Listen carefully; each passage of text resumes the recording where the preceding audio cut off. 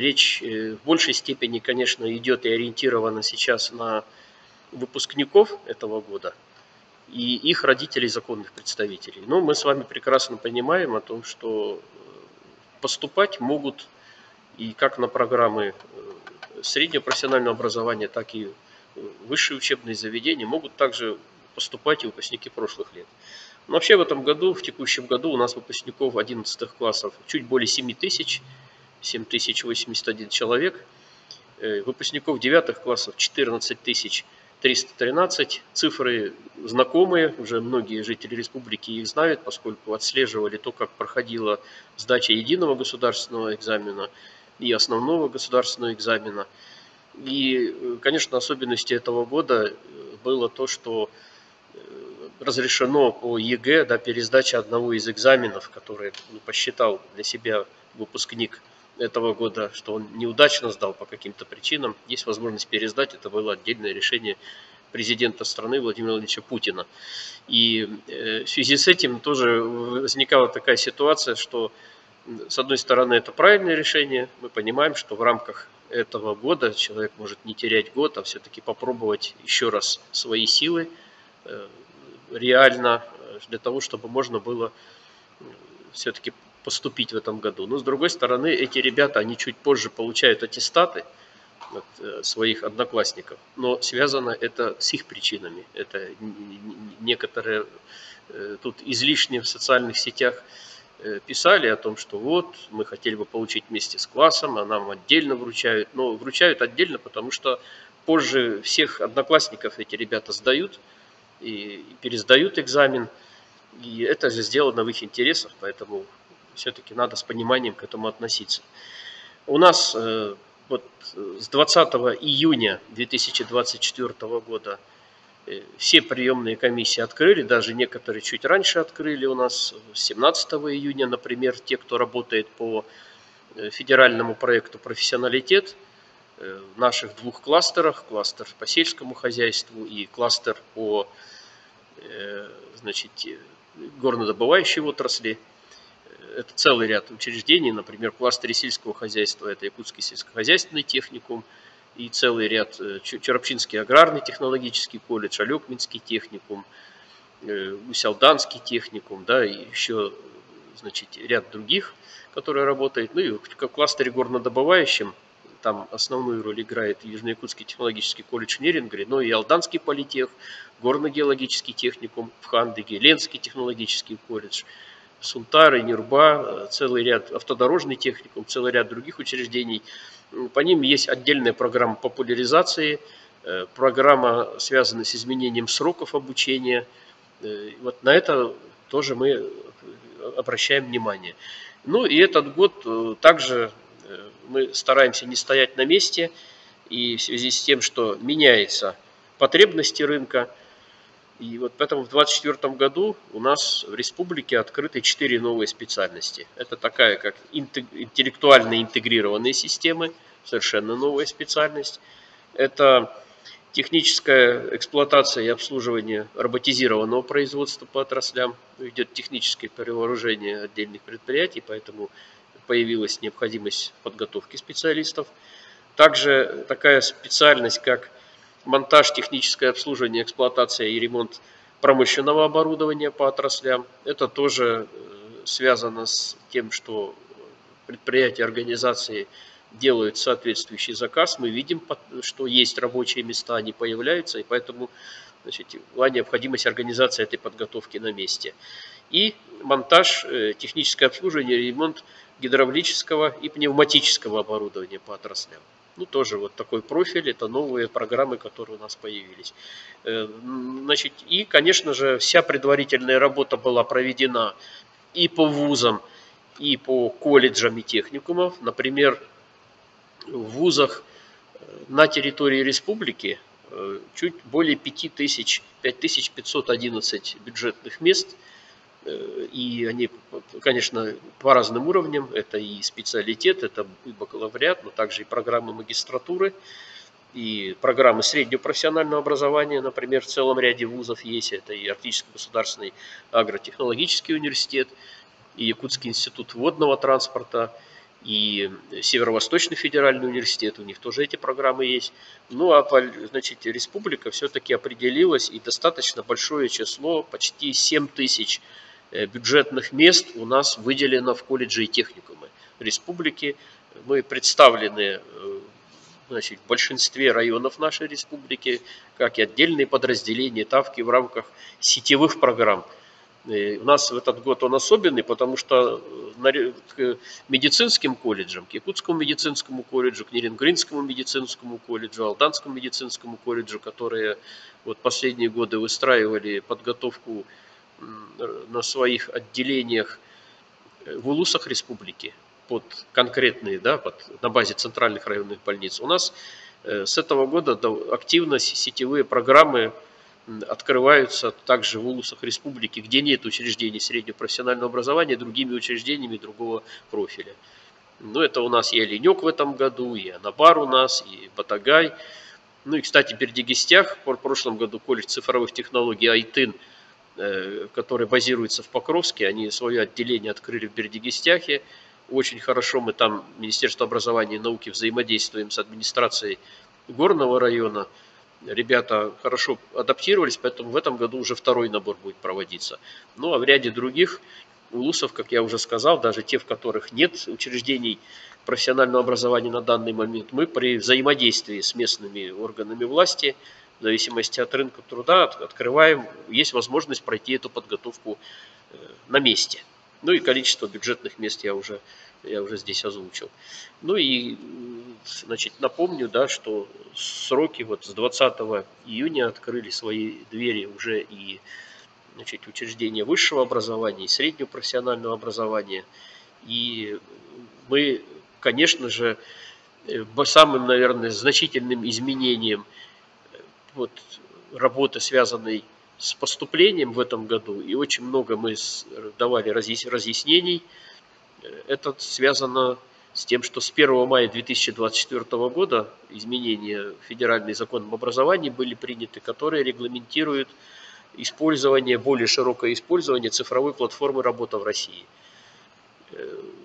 Значит, работодатели, предприятия, организации, учреждения, они до 15 июня 2024 года заявлялись на цифровой платформе «Работа в России» на бюджетные места, могли заявиться в любой вуз на территории Российской Федерации.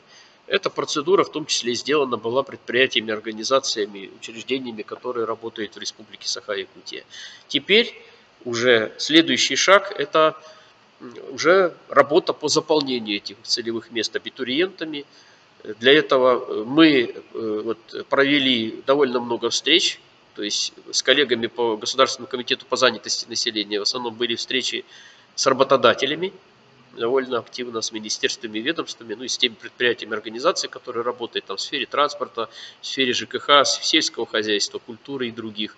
Но и по линии Министерства образования и науки мы организовали встречи с родителями, с выпускниками, с самими абитуриентами по организации вот этого целевого приема. То есть подсказывали, разъясняли, как здесь можно регистрироваться. Ну и поэтому в этом году, когда вы будете подавать свои заявления для поступления в тот или иной вуз, вы наряду с заявлением в адрес ректора также находите вот в вашем личном кабинете сайт госуслуги, значит, либо взаимодействуете непосредственно с тем вузом, в который вы поступаете. Вы также можете подать заявление и на поступление на целевое место, на которое есть заявка от работодателя на платформе «Работа в России».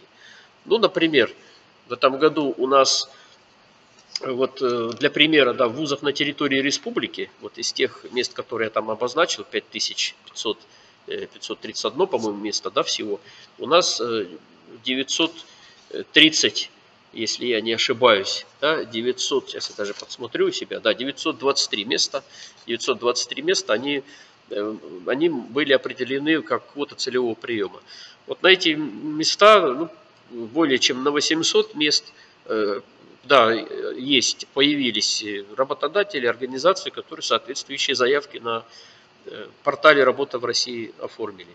Вот эти места, на них можно поступать, значит, в режиме целевого приема, то есть до основного конкурса, до основного этапа зачисления. Вот. И дальше, уже будучи студентом, соответственно, все, вы становитесь студентом, у вас есть, вы потом, значит, подпишете соответствующий договор после выхода приказа о зачислении, и у вас уже будет будущий работодатель, который в том числе и будет вам оказывать дополнительные меры поддержки, плюс к тем, которые, значит, установлены на период обучения в рамках вот этого бюджетного места. Вот. Ну и, значит, вот тоже вопросов много в эти дни было в части, значит, того, на какие специальности больше всего спрос. Ну, конечно, очень рано говорить, только 20 июня вот открылись, как я уже сказал, да, приемные комиссии. Тем не менее, мы уже видим то, что у нас с вами больше всего заявлений подано на 3 направления. Это образование и педагогические науки, это информационные технологии и это горнодобывающая промышленность. Пока так. И вот скажу в части педагогических специальностей отдельно о том, что Министерство образования и науки, мы в этом году также большую работу провели по организации вот размещения предложений от учреждений, от детских садов, от школ, от учреждений дополнительного образования детей, колледжей, техникумов и вузов на цифровой платформе «Работа в России». Консультационную работу большую проводили с муниципальными районами нашими. И в итоге проведенные работы, вот мы получили данные от Государственного комитета по занятости населения, что 330 предложений сформировано о заключении договоров о целевом обучении на педагогические специальности от муниципальных образований, образовательных учреждений. Ну и само наше Министерство образования и науки, мы тоже по наиболее острые, значит, вот такие вакансии, мы порядка 80 предложений сформировали. То есть что обозначает эти 330 предложений? Это обозначает, что бюджетные места за счет бюджета Российской Федерации, они готовы к тому, чтобы туда пришли заинтересованные ребята и поступили. И из них значительная часть, это, конечно же, Северо-Восточный федеральный университет, где целый спектр педагогических специальностей. Ну и также почти 50 есть предложений в вузы за пределами республики. Это и РГПО имени Герцена, это и Дальневосточный федеральный университет, Новосибирский государственный педуниверситет, Ярославский государственный педуниверситет имени Ушинского, Благовещенский государственный педуниверситет, ну и так далее, там целый ряд вузов. В разрезе муниципальных образований, то есть там, где находятся работодатели, в этом году у нас вот лидерство по заявкам, значит, у города Якутска 81 заявка. Сейчас я напомню, говорю о педагогических специальностях. Это на целевые места, в которые можно поступить. Хорошо у нас отработали, подали заявки активно Булутский улус, Нерюнгринский район, Верхневилюйский, Мегино-Кангаласский, Намский, Хангаласский, Среднеколымский, Оленёкский. Ну и, соответственно, как я уже выше сказал, следующий шаг – это работа по заполнению этих целевых мест. Соответственно, мы вас проинструктировали, и на портале «Работа в России», значит, нужно будет, когда вы будете подавать заявление, вы, соответственно, отмечаете. Я рекомендую все-таки, значит, подавать заявление и на конкурс на общих основаниях, и на вот эти целевые места. Так, вопросы, да, еще дополнительные появились. Значит, здравствуйте, объясните, пожалуйста, сейчас в какое количество учебных заведений можно одновременно подать документы для поступления? Да, ну вопрос такой часто задаваемый. Дело в том, что вот здесь немножко запутались наши абитуриенты, родители в связи с тем, что вот с 1 мая 2024 года вступили изменения целевой подготовки. На целевое место можно подать в один вуз на одну специальность. В этом особенность.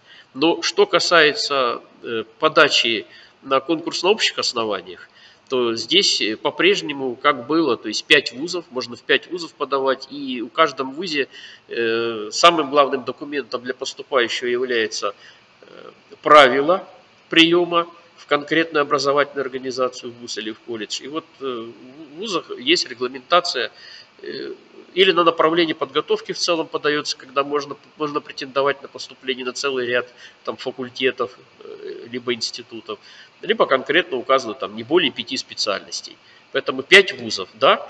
Что касается колледжей, то в соответствии с федеральным законом об образовании количество колледжей, техникумов для подачи заявления на поступление, как на те программы, на которые можно поступить после 9 классов, так и после 11 классов, оно не ограничено. Поэтому здесь спокойно можно смотреть и выбирать, в этой части пока таких ограничений нет. Так, следующий вопрос. Можно ли подать документы в ВУЗ и СПО одновременно? Да, таких ограничений нет.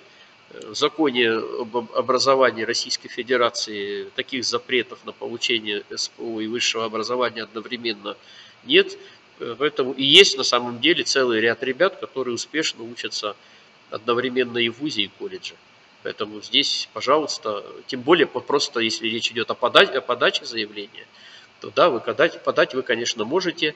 Ну, здесь есть разница о том, что в вузы, да, идет прием по результатам ЕГЭ, либо по экзаменам, которые устанавливает сам вуз, либо по творческим экзаменам. Ну, а в колледже и техникумы основным мерилом является средний балл аттестата. Поэтому надо очень эти моменты взвешивать и, соответственно, да, вы можете подать. Следующее. Да, вот вопрос, значит, Мария Степанова задает, на какие специальности больше всего подают документы. Ну, я уже сказал об этих 3 направлениях. То есть наряду с образованием и педагогическими науками, что нас радует, заявлений больше, но я все-таки обращаю внимание, пока на целевые места не так много ребят подали. А ведь это до конкурса на общих основаниях. У вас больше шансов, конечно, поступить, когда вы подадите на целевые места, тем более 330 целых у нас заявок сформировано. Ну и второе направление по количеству поданных заявлений – информационные технологии. При этом, значит, у нас спектр тех учреждений, где можно получить это образование, он расширяется. Появились, ну, например, вот я сегодня уже упомянул колледж цифровых технологий Айтын, бывший Покровский колледж, очень хорошая образовательная организация, которая как в Покровске, так и, например, в Бердигистяхе, они дают эту возможность для поступления. Центр подготовки рабочих кадров «Арктика», опять же, по итогам нашей работы с администрацией Оленёкского района, на базе Оленёкской СОШ номер 1, мы в этом году тоже группу открываем, тоже по информационным технологиям. Соответственно, тоже вот внимательно смотрите над точками образования, где можно получить это образование. Ну и также горнодобывающая промышленность тоже относится к числу лидеров, куда подают свои заявления. Да, вот вопрос по поводу штаба абитуриент. Значит, Виталий Алексеев, да, спрашивает, где можно вот работает ли в этом году штаб абитуриент, где он находится, Георгий Осипов спрашивает, и Виталий Алексеев по поводу того, где можно приобрести справочник абитуриента. Ну, действительно, уже целый ряд лет мы готовим очень подробный справочник абитуриента. Он у нас есть в этом году, есть такой сайт Доброфайл, можно туда зайти. Ну и самый простой способ, это, конечно, сайт Министерства образования и науки Республики Саха-Якутия, справочник абитуриента. Вы можете зайти, скачать в электронном виде. Ну и в этом году, вот с учетом того, чтобы есть люди, которые предпочитают в бумажном варианте приобретать, магазины «Книжный маркет». Вот, значит, насколько меня информировали коллеги с Института развития профессионального образования, которые очень хорошо в очередной год подготовили справочник абитуриента, где расписаны не только сами специальности, там шифры, сколько мест, но и указаны мастерские и указаны новые возможности, которые есть для получения образования в разных точках республики. Поэтому вот там можно. Ну, а штаб он у нас работает. В этом году наш курирующий заместитель председателя правительства Анатолий Аскалонович Семенов, он вот эти моменты отрабатывал. Мы вообще отработали и вместе с коллегами с Мининноваций, с РЦИТом, значит, с Институтом новых технологий, Институтом развития профобразования. У нас работает колл-центр, это единый многоканальный номер 122 добавочный 9 и чат-бот абитуриент 2024 в приложении Telegram. То есть можно вот по ссылке, соответственно, в приложении Telegram найти вот образование, значит, нижняя черточка Якутия, нижняя черточка бот, И я тоже этим инструментом пользовался, достаточно удобно. То есть он может сориентировать, пользуясь чат-ботом в приложении Telegram, которое разработали вот как раз специалисты Министерства образования и науки Республики Саха-Якутия. Вы можете на основные вопросы свои получить ответы. Ну и кроме того, конечно же, ответственные секретари колледжей, представители управления образования. В каждом районе республики тоже закреплен ответственный специалист управления образования, который в летний период оказывает содействие, помощь вот, абитуриентам. И они находятся и на местах, то есть непосредственно в образовательных организациях, консультируют абитуриентов. И также это можно, соответственно, и дистанционно обратиться.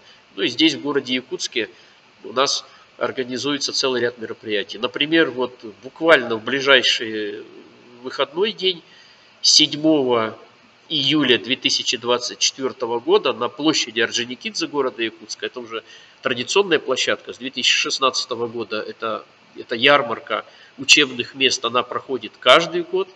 И вот 7 июля 2024 года на площади Орджоникидзе с 9 утра до 17:00, до 5 вечера, ну, более 60 образовательных организаций будут представлены, и колледжи, и вузы. И в этом году еще очень удобно, потому что и вузы военного профиля тоже будут представлены, можно посмотреть эти варианты. У нас ребята тоже выпускники школ республики поступают, такие вузы по разным специальностям.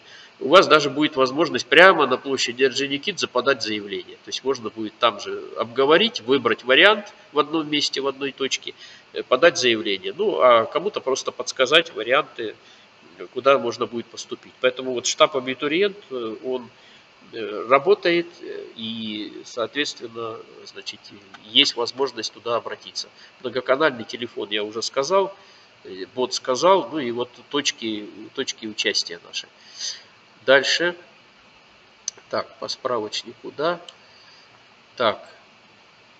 Ага, ну вот несколько вопросов. Давайте я вот такой вопрос поступил относительно поступления на профессию летчика. Действительно, значит, профессия очень нужная, профессия нужная в условиях нашей республики, и мы несколько лет уже реализуем такой отраслевой проект целевой подготовки, как молодежь в авиацию, да, это действительно проект вместе с авиакомпанией «Полярные авиалинии», хороший проект, поэтому профессию летчика, если говорить о городе Якутске, то есть возможность поступить в якутский филиал Санкт-Петербургского государственного университета гражданской авиации, это после 11 класса программы. Ну а вот, например, большую часть последние годы для авиакомпании «Полярные авиалинии» это летчики, это пилоты вертолета Ми-8, да, которые очень важны у нас для как малая авиация в северных отдаленных районах нашей республики. Это партнер наш в Омском летно-техническом колледже гражданской авиации. Он является филиалом Ульяновского института гражданской авиации. Там есть у нас места, в том числе выделены места по специальности, называется летная эксплуатация летательных аппаратов, в скобочках пилот вертолета Ми-8. Соответственно, там есть определенные места с мерами поддержки от республики. Значит, пожалуйста, выходите на нашу приемную комиссию. К той информации, которую вот я озвучил по поводу штаба абитуриент, также скажу, что подробная информация обо всех местах, обо всех возможностях для вашего поступления, как на территории республики, так и за пределами, можно посмотреть на официальном сайте Министерства образования и науки. Главная вот страничка наша, вкладка называется «Абитуриенту 2024». Абитуриенту 2024. Там размещена вся нормативка, перечислены все места. Соответственно, вот просьба туда тоже обратиться. Поэтому вот по летчикам вот такая информация. Дальше. Да, ну вот был уже вопрос, да, по поводу подачи документов в ВУЗ и СПО одновременно. Еще раз подтверждаю, да. Так, вот вопрос сразу я отвечу. Вот Петр спрашивает, Платонов, отправляет ли республика сейчас на учебу за рубеж. У нас нет сейчас обучающихся с мерами поддержки от республики в зарубежных вузах. Все обучаются на территории российского приема для поступления, они имеются. Поэтому, пожалуйста, вот, надо их очень хорошо значит, придерживаться. Ну и, конечно, желаю успеха. Мест бюджетных достаточно выделено со стороны как Республики Саха-Якутия, так и Российской Федерации. Выбор очень большой, вот, поэтому, конечно, желаю, чтобы каждый нашел тот вуз, который он для себя видит, он для себя планирует. Так, значит, такой еще вопрос. Вот Алевтина Иванова спрашивает. Михайлович, какие есть меры поддержки для студентов? Если поступить на учебу в другой город, то оплачивается ли проезд? Значит, здесь дело в том, что у нас с вами есть действительно программы целевой подготовки, да, это так называемые, как мы говорим с вами, с мерами поддержки со стороны республики, целый ряд программ и отраслевые проекты. Вот я уже упомянул, например, «Молодежь в авиации», который мы реализуем по подготовке пилотов. Есть, например, проект «Жатайская судоверфь», очень хороший проект с железными дорогами Якутии. В этом году компания провела очень хорошую олимпиаду, которая ребята там, победители олимпиады, получают плюс 10 баллов к своим результатам ЕГЭ, которые они сдавали. И в этом году я был просто на подведении итогов в Алдане, и с удовольствием увидел, что ребята приезжали вот от самых там западных районов республики, Сунтар, Нюрба были, и до там самых восточных, вплоть до Хандыги и до других районов, Усьмайского, Улуса. Вот эти ребята, да, они вот, конечно, будут пользоваться какими мерами поддержки? Это мера поддержки, прежде всего, это, конечно, проезд раз в год от места проживания, да, до места учебы и обратно. Причем вот дальше это дополнительная стипендия от республики, плюс той стипендии, которую человек будет получать, поступив в свою образовательную организацию. Вот. И также меры поддержки, связанные с компенсацией проживания. В основном ребята у нас проживают в общежитиях, мы этот момент отслеживаем. Но в тех случаях, если общежитие не может быть по каким-то причинам предоставлено, там разные бывают ситуации.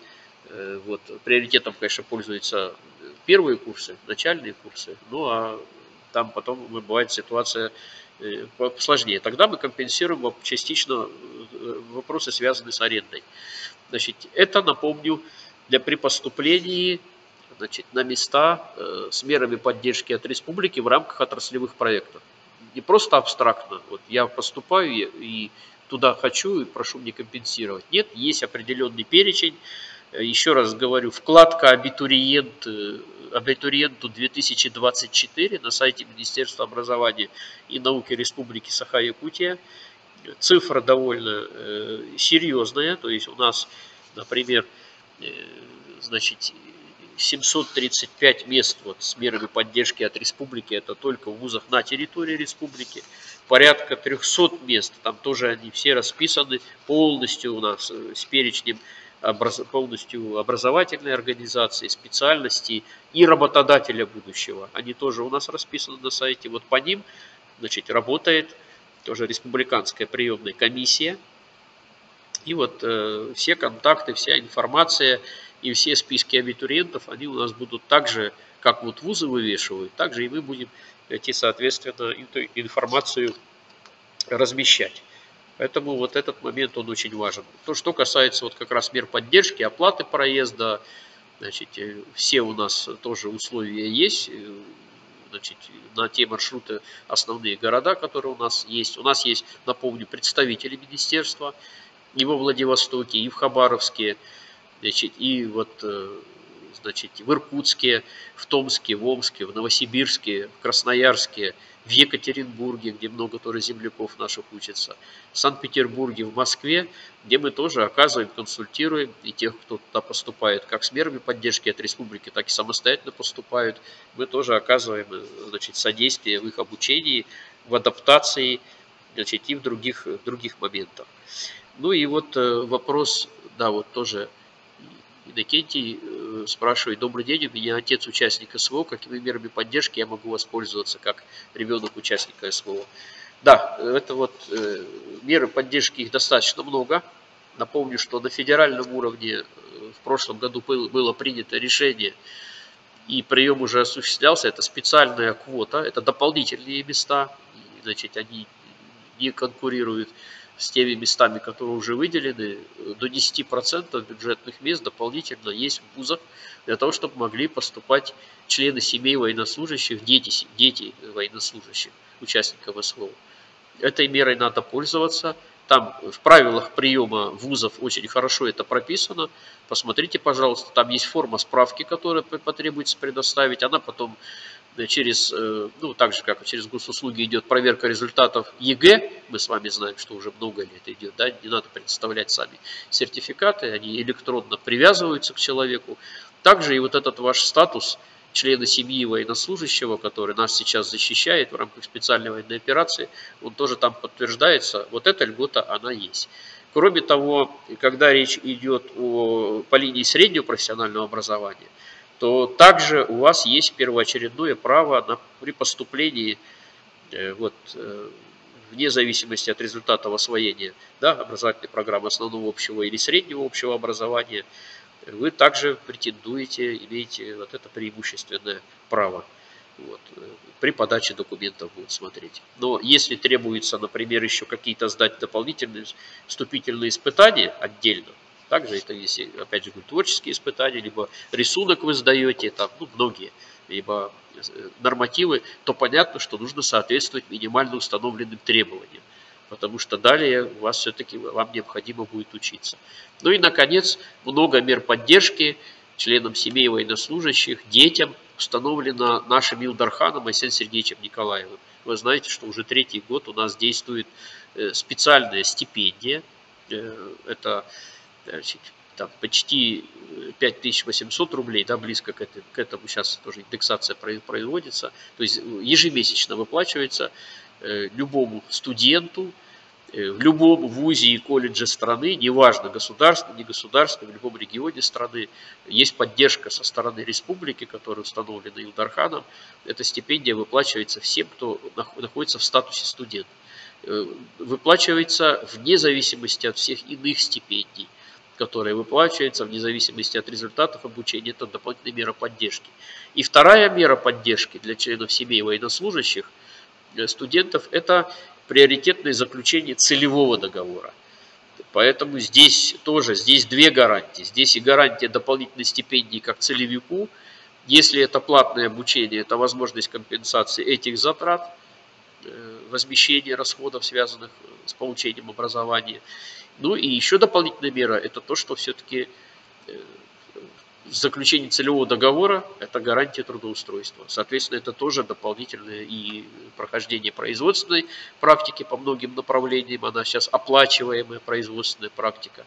Так и, собственно, само трудоустройство в будущем месте. Поэтому вот я, Иннокентий, желаю вам успеха, чтобы вы поступили. Соответственно, даже если вы поступите просто сами на общих основаниях, напоминаю, что у вас есть право получать и специальную стипендию дополнительно ко всем выплатам, и также вы можете дополнительно заключить еще целевой договор, и, соответственно, вы еще и 3-ю стипендию будете получать. То есть вы здесь это специальная мера поддержки, которая установлена государством и нашей республикой. Так, далее вопрос. Так, еще не могу определиться, куда подать документы. Баллы по ЕГЭ не очень высокие, может все-таки в СУС подать, а потом легче в университет поступить. Ну, здесь у Айхана, конечно, это выбор традиционный, он всегда был и 10 лет назад, и 30, и 50 лет назад, да, такой выбор всегда стоит перед молодым человеком, когда он поступает. Ну, здесь, понимаете, надо все-таки, речь же идет не о том, что мы именно хотим поступить, чтобы у нас был университетский диплом. Да? Мы речь ведем все-таки о выборе специальности, которая нам по душе, нам нравится, мы себя с ней комфортно чувствуем, и в будущем у нас еще и будет, значит, место работы. Поэтому, да, если говорить о поступлении, то более половины выпускников школ Республики Саха-Якутия, они идут в колледжи и техникумы, и меньше половины идут в вузы. Это выбор, который делаете вы, определяетесь. Есть те, кто поэтапно обучается, то есть поступают вначале в колледж, техникум, проходят там обучение, дальше могут работать. Многие у нас юноши, которые обучаются в колледжах и техникумах, они после окончания служат в рядах российской армии, тоже важный этап жизни. И далее, соответственно, за ними, значит, сохраняется рабочее место, они потом могут вернуться и после службы продолжить свою, значит, профессиональную деятельность, в том числе поступить потом и на программы высшего образования. Действительно, это также тоже возможно. Да, теперь вот вопрос Александр задает. Правильный вопрос, Александр Боярин. Я хочу поступить в Питер, но сейчас нет возможности поехать туда, можно же подать онлайн документы. Да, Александр, уже более 10 лет в стране возможность, более 10 лет уже у нас абитуриенты, им нет необходимости выезжать в место будущей своей учебы в онлайн. Это и госуслуги, это и единый портал, который называется ВУЗ Суперсервис, называется онлайн. Очень удобная форма. Это можно также и электронно подавать, отправлять, и по почте. Там целых 4 меры. Но все-таки самая простая, где вы видите себя, это госуслуги. Соответственно, вы заходите, подаете документы, там идет автоматически, соответственно, подтверждение вашего статуса, идет, значит, подгрузка результатов ЕГЭ, соответственно, узнаваемость в этом плане, и спокойно вы участвуете в конкурсе. Поэтому, конечно, вот вы можете подать онлайн документы, и, значит, просьба также это подсказать и своим одноклассникам, да, коллегам, которые так же, как и вы, сейчас находятся в статусе университета. Так, вот спрашивает тоже Мария, в других городах много наших студентов учатся. Учатся ли, спрашивает. Да, в этом году насколько востребованы вузы в других регионах и в каких, например, Москва, Петербург и другие. Ну, сейчас рано говорить относительно ситуации этого года. Все-таки только буквально чуть ли там 1,5 недели только отработали по приему. И многие только-только получают аттестаты. И даже те, кто имеют уже аттестаты на руках, они, ну, все-таки еще имеют возможность, да, выбора.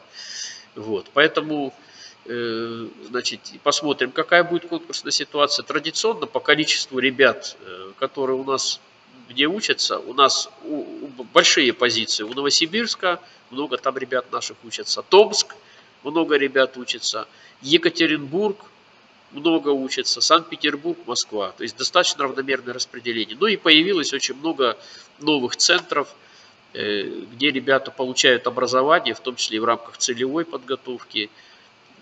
Много новых, значит, вузов хороших, в которых, соответственно, можно получить то или иное образование. Ну и все-таки не надо забывать, что и все-таки на территории Республики Саха-Якутия есть вузы федеральные разного профиля, где тоже можно получить соответствующую подготовку хорошего уровня. Так, ну и еще вопрос. Да, ну вот спрашивают, реально ли поступить на бюджет, какие специальности сейчас востребованы на рынке труда и реально ли поступить на бюджет. Ну, вообще вот Юрий спрашивает, Никифоров, на самом деле государство поддерживает те специальности, которые сейчас востребованы на рынке труда. Там, как правило, бюджетных мест много. Вот смотрите, информационные технологии. Совсем недавно очень много было ребят, которые на платной основе обучались. Сейчас бюджетных мест выделено настолько много, что просто не хватает ребят, которые сдали экзамены по информатике. У нас количество сдающих информатику, оно сильно не меняется последние годы, а количество бюджетных мест значительно выросло. Поэтому то, что касается востребованных на рынке труда специальностях, они бюджетными местами обеспечены. К числу востребованных мы, например, знаем, что относятся медицинские специальности, в том числе педагогические специальности. И мест там значительно больше, чем количество желающих поступить. Что касается, значит, тех специальностей, которые, ну, нет достаточно большого количества заявок по ним, действительно, значит, там есть, в общем-то, не так много, наверное, бюджетных мест. Например, юридические специальности, о которых много лет мы говорили, как о том, что они в топ-рейтингах, но в то же время выпускники школ нашей Республики Саха-Якутия показывают себя хорошо, потому что поступают не только там на юридический факультет СВФУ, но хорошо, например, поступают в лучший вуз страны юридического профиля и в Кутафино, и, например, Екатеринбург, Уральский государственный юридический университет. Тоже наш партнер по целевой подготовке. Ежегодно около 70 человек туда поступает, из них на целевые места, вот именно с мерой поддержки от республики, это буквально там 3-4 человека, остальные поступают в том числе и на целевые места по направлениям, например, органов прокуратуры, судов. Это тоже бюджетные места, это тоже специальности, которые востребованы на рынке труда. Поэтому реально, конечно, вот я уже говорил вам о количестве выпускников школ 9-11 классов в самом начале и о количестве бюджетных мест, которые есть, например, на территории республики. Мы видим, что обеспеченность очень высокая. То есть, соответственно, вот, самый хороший режим благоприятствования. Но понятно, что поступить может тот, кто сдал требуемые экзамены, и их наличие должно быть обязательным для того, чтобы осваивать ту или иную образовательную программу, и установлены определенные минимальные требования. Да, и я бы хотел еще вот в завершении эфира отметить очень важный момент, что у нас есть целый ряд ребят, наших с вами земляков, которые оканчивают школу, оканчивают без выдачи аттестата. Это ребята, у которых есть особые образовательные потребности, ограничения по здоровью, они со справкой заканчивают вот свой период школы. Для них тоже есть профессиональное обучение. Республика, значит, за счет бюджетных ассигнований республики у нас на 2024-2025 учебные годы выделены места. Вот Якутский технологический техникум сервиса в Якутске, это и кондитер, это и повар, это и швея, такие, значит, специальности. Это Якутский промышленный техникум имени Десяткина, это программа слесарь-сантехник. Это, например, в Сунтарах, нынче Сунтарский технологический колледж, также, значит, на повара можно поступить ребятам вот с особыми образовательными потребностями. Это тоже очень важно. Ну и кроме того, конечно, есть, значит, адаптированные, да, адаптивные образовательные программы и в колледжах, и техникумах по разным специальностям, направлениям, куда могут поступать ребята с особыми образовательными потребностями, с инвалидностью. Это тоже очень важно, чтобы они тоже получили образование, могли работать и себя чувствовать уверенно вот в нашем с вами обществе. Ну что же, спасибо большое, время летит незаметно, поэтому я желаю, чтобы вы, уважаемые абитуриенты, не пропустили положенные сроки подачи заявлений для поступления, куда вы хотите, чтобы вы успешно сдали, если это будут дополнительные какие-то испытания. Ищите все свои достижения, портфолио, потому что дается баллы за дополнительные, индивидуальные так называемые достижения. Если вы участвовали в олимпиадах различных, конкурсах отраслевых, которые были организованы в течение предыдущего года.